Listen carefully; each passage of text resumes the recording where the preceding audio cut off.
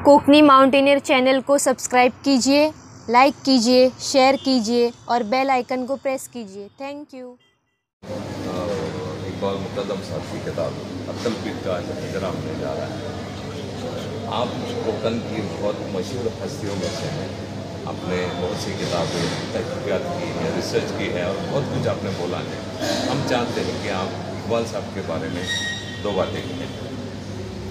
इकबाल वैसा तो मेरा भतीजा लगता है। आपका नाम पहले? नाम है अब्दुल कादिर मुक़द्दम, और उनके जो वालिद थे शरफुद्दीन या शर्फ मुक़द्दम, मेरे कज़िन ब्रदर थे, और ये उनका बेटा था। तो हुआ क्या कि कोलतर से हम लंदन में रहने के बाद कोलतर में हमारे जितने भी रिलेशन हैं उससे हमारा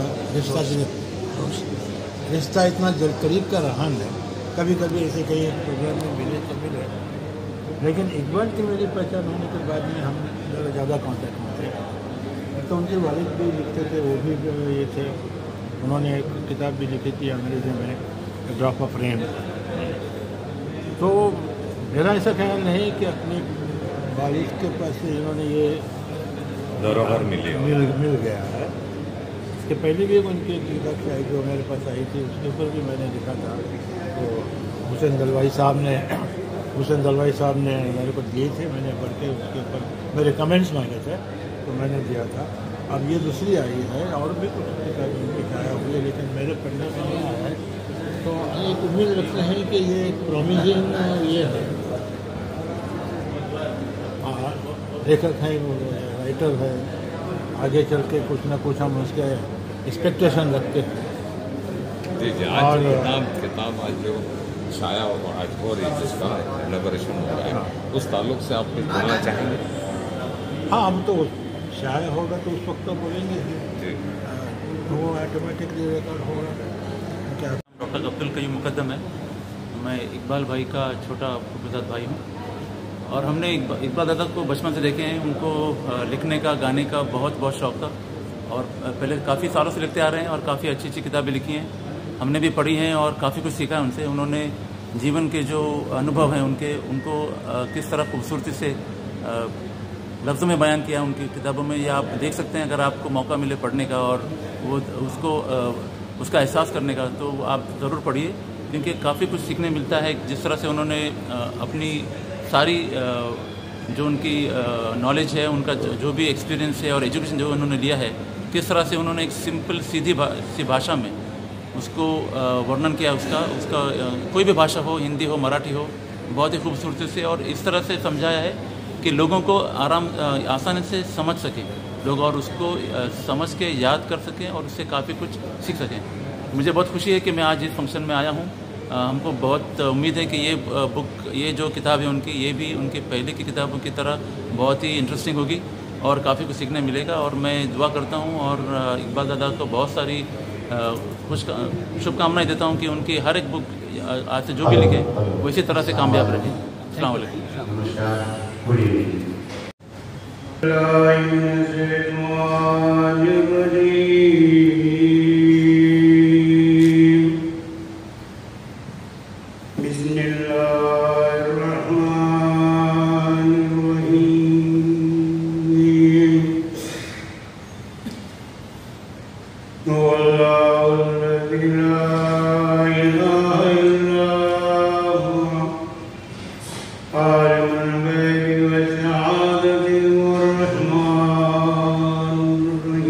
लिखने वाले, उसको कंपोज करने वाले, उसको कंपाइल करने वाले जनाब डॉक्टर अब्दुल सत्तार करीमी साहब आज हम सबके बीच मौजूद हैं। मराठी भाषा तज्ञ हैं, लेखक हैं, पत्रकार हैं, और इन्होंने जो है इस रियासती लेवल पर बहुत सारे जितने पेपर्स निकलते हैं इसमें बहुत सारी चीज़ें जो है लिखी हैं। और आज जो है इस किताब का जो बहुत ज़्यादा वेलकम लेता हूँ। और अहम बात यह है कि जिस चीज़ से हम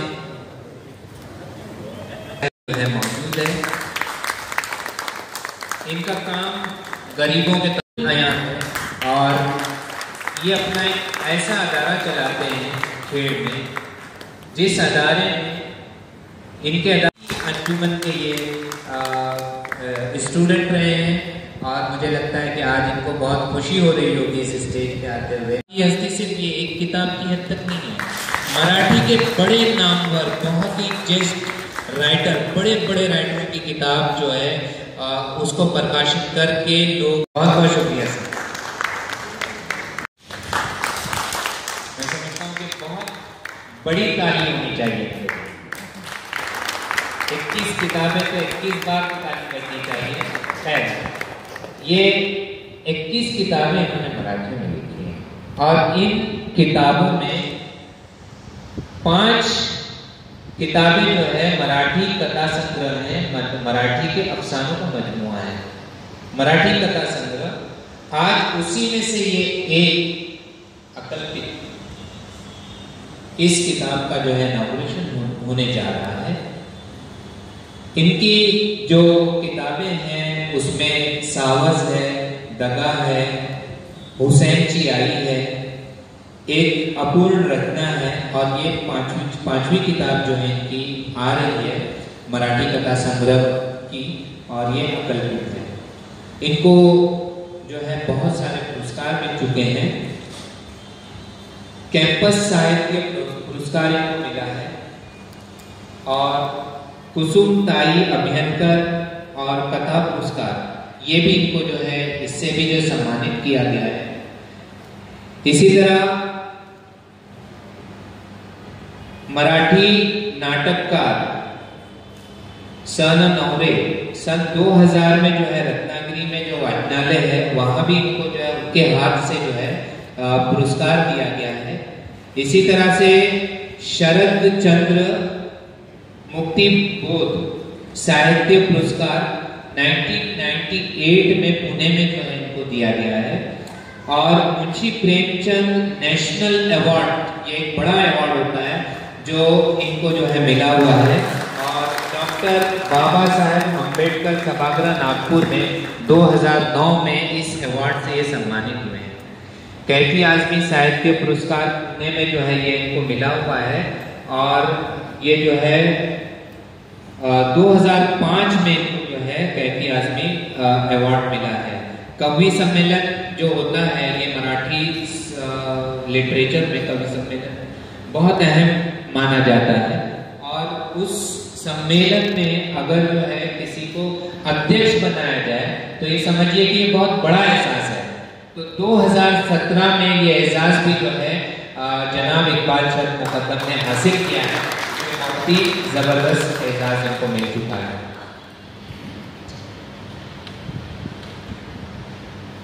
इनका आज से पाहुणे अस्मिता वाहिनी दूरदर्शन टेलीविजन पर जो है लाइव जो है इनकी टेलीकास्ट हो चुका है। जो भी हम जैसे लोगों में से एक ऐसा शख्स मौजूद है जिसके लिए जो है ये बहुत एजाज की बात है, और रूबरू मराठी कथा कथक कार्यक्रम भी जो है इनके जरिए से होता रहा है। इसी तरह से जो है अकल्पित मराठी कथा संग्रह जिसका आज इनॉग्रेशन होने जा रहा है, इस किताब के समाज में आने तक किन कैफियतों से ये राइटर ऊपर नीचे होता रहा, तो ये इससे पहले कि इसकी रूनुमाई हो, इस किताब का इनॉग्रेशन हो, हम चाहते हैं सर कि आप थोड़ा सा इस किताब को, इस किताब के ताने बाने को आप हमारे जो है सामाईन की तरफ, हमारे नाजरीन की और सुनने वालों की तरफ जो है थोड़ा सा ये बताएं, ब्रीफ करें कि ये किताब जो संग्रह है ये अफसाने कैसे हैं, ये क्यों समाज में आपके जरिए आए, और ये पहुंचाने का जो है मकसद क्या है, ताकि ये अफसानों के बाद हमारे पास फौरन जो दूसरी कड़ी मौजूद है कि जो पब्लिशर है वो पब्लिशर की भी बात हम सुनेंगे। तो नमस्कार, सुरुवात जरा मराठीतूनच करतो कारण मी आहेच मराठी।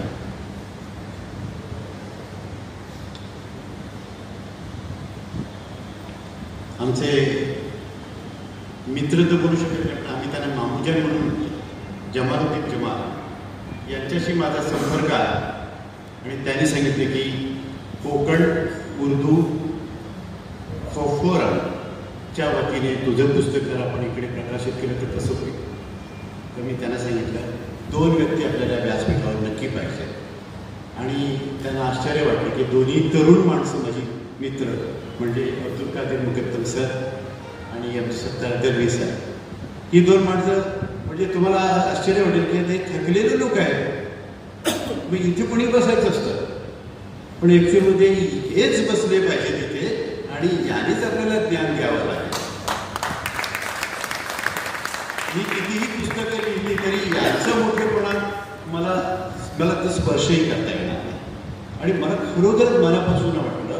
मी मामूजांचा आमच्या थँकफुल आहे, धन्यवाद मानतो की त्यांनी मला हे केलं. आणि आज व्यासपीठावरती या मंचावरती बसलेले सर्व ज्ञानी सर्वांना मी त्यांचे थँक्स मानतो, धन्यवाद करतो. आणि आपण सर्व माझे भाइयों बहनों, एक वाईफ छोडके दोस्तों और बुजुर्ग, आपल्या सगळ्यांना खूप खूप नमस्कार. मला एवढंच सांगायचं आहे की आता पुस्तकाविषयी सर पुस्तक वाचलेलं आहे, त्या संदर्भात ते काय त्यांच्या मनात आहे ते मला अजून सांगितले पण येते. तर ते काय ते बोलणार असतील, लेखक लोक आहेत, त्यांच्याविषयी मी काय बोलणार. मला फक्त एवढं बोलायचं की ही या कथेमध्ये, या कथासंग्रहामध्ये, इस कथासंग्रह में, इस किताब में 14 स्टोरीज है, शॉर्ट स्टोरीज है. और हर एक का बीज जो है वो आज का नहीं है, आज की इसमें लिखी गई है, लेकिन बीज आज का नहीं है. 1998, 2004 तब के मेरे दिमाग में आए हुए वो प्लॉट्स हैं. लेकिन बात एक हो गई, मसापत मराठी साहित्य परिषद पुणे, इन लोगों ने एक बार मेरे पास इतना बड़ा फोल्डर भेज दिया और उन्होंने कहा कि इसमें 111 कहानियाँ हैं, तो आपने उसको चेक करना है, 1, 2, 3 और 5 कंसोलेशन अवार्ड्स निकालना है.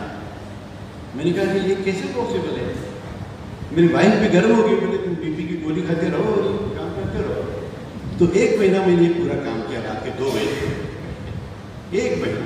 और तब मुझे पता चला कि आज के लोग क्या लिख रहे हैं, यंग थे पूरे 38, 40 के इसके, और क्या क्या लिख रहे हैं, स्टोरीज क्या लिख रहे हैं, उनका लिखने का अंदाज उसके बाद मुझे ऐसा लगा कि मेरे पास कुछ जो प्लॉट्स मेरे दिमाग में हैं उन्हें मैं कब लिखूँगा. हालांकि इससे पहले मैं लिख चुका हूँ, लेकिन मेरी कहानी जिस जमाने में जब अपने उरूज पर थे, आज भी उरूज पर है, लेकिन किसी और कारण से उस वक्त से मैं उनको जानता हूँ. ये इज अ टफ फाइटर, वो डरते नहीं किसी भी दुनिया में. मैं सलाम करता हूँ उनको. और एक खास बात है कि वो उसके लिए आए.